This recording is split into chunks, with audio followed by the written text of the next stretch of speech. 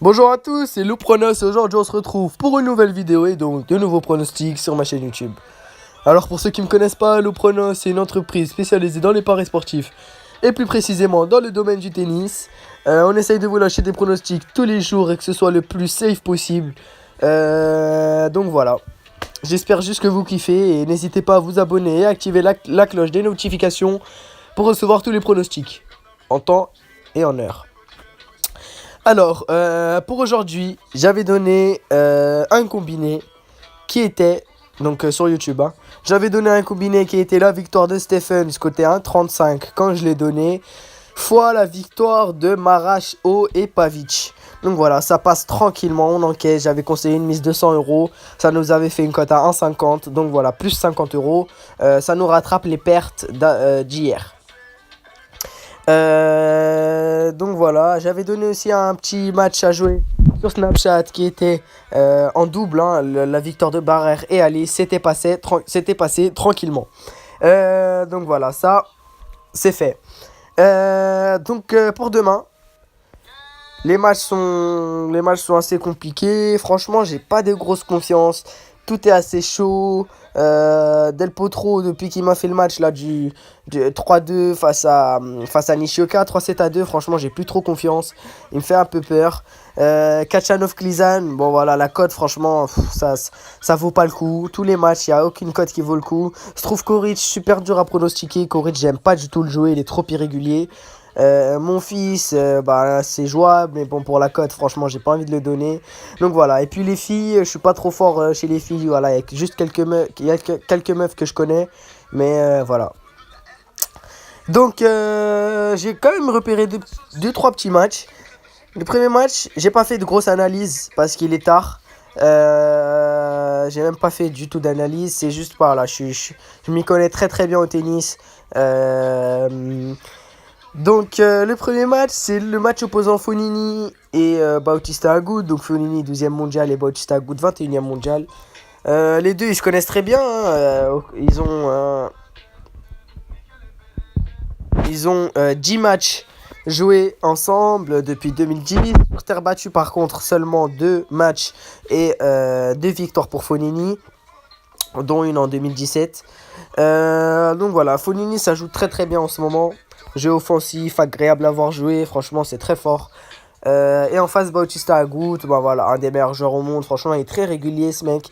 Bon, je pense pas qu'il sera plus que top 15, hein, mais voilà, il fait son taf tout le temps, il est assez irrégulier, il peut avoir des défaites assez surprenantes, mais voilà, il est très sérieux, il est imperturbable, j'ai l'impression. Donc franchement pour ce match, je verrais bien une petite victoire de Fognini, qui me semble en forme. Sur terre battue, il mène 2-0. Même si ça va être chaud, voilà, ça se tente. Je pense pour ceux qui ont une grosse bankroll, ça se tente. Moi, je le donnerai pas en pronostic. C'est pas un pronostic que je donne. Voilà, ça se tente si tu as une grosse bankroll. Tu mets un petit billet, voilà. Ensuite, c'est le match opposant Team, donc 4e mondial, à Cuevas.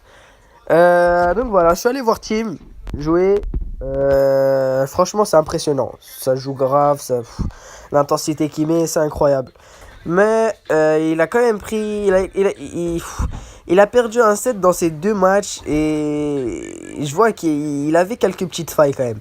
Je pense que pour lui, quand il arrive en outsider, je pense que quand il est arrivé par exemple l'année dernière où il a fait finale, hein, ici.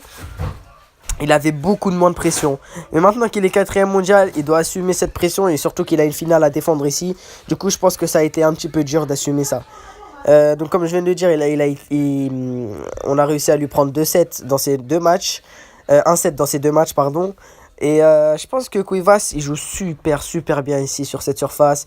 Il se sent super bien ici à Paris. Je pense qu'il sent même s'il fait beaucoup de challenger, voilà, il joue quand même super bien. J'avais déjà fait une analyse sur ce match pour Cuevas Edmund. Donc voilà, n'hésite pas à aller la voir pour avoir une analyse plus précise sur le match sur Cuevas, pardon. Franchement, s'il y a un truc à tenter, c'est Cuevas en 7. Je sais pas la cote elle a combien, mais franchement ça se tente. Je pense que la cote elle doit être à 2 ou même plus, hein. Si sa cote à lui elle est à 4,70, je pense que ça se tente. Franchement, à vous de voir. Ensuite, que moi personnellement j'ai joué, j'ai mis un gros billet de 200. C'est la victoire de Cabal et de Farah. Ils affrontent Paes et Per. Donc voilà, Cabal Farah, ils sont top 10 mondial en double. Ils sont très très forts, ils font leur saison en double. Ils ont beaucoup d'expérience, énormément d'expérience, de très bonnes victoires. Je crois qu'ils avaient fait finale l'année dernière ici. Franchement, ils sont très très forts, beaucoup d'automatisme entre eux. Et ils affrontent Paes et Per. Franchement, il y a un truc qui marche pratiquement tout le temps. C'est quand un joueur joue en simple, et bah, il est toujours pratiquement KO pour le double. Donc, même si ça joue pas mal Paes et Per, franchement, pour une paire comme Cabal Farah, qui font leur saison dessus, qui ont beaucoup de points à défendre ici, qui ont beaucoup d'expérience, qui jouent que sur double, qui jouent que sur double, pardon. Je pense que c'est une victoire logique pour eux face à Per et Paes. Paes, je connais pas du tout c'est qui ce mec. Mais Per, je sais qu'il a demain un match. Pas demain, pardon. Après-demain, il joue un match. Je pense pas qu'il doit être focalisé sur le double. Il doit être concentré sur son simple. Donc voilà, je pense vraiment que Cabal et Farah vont faire le taf. Donc victoire de Cabal Farah côté 1,40. Perso, j'ai mis un gros billet dessus. C'est mon pronostic safe du jour. Donc voilà, désolé si j'ai pas fait une grosse analyse. En ce moment, je finis assez tard. Je fais de mon mieux pour vous faire des grosses analyses. Hier, j'en ai fait. D'ailleurs, c'est passé pour le combiné.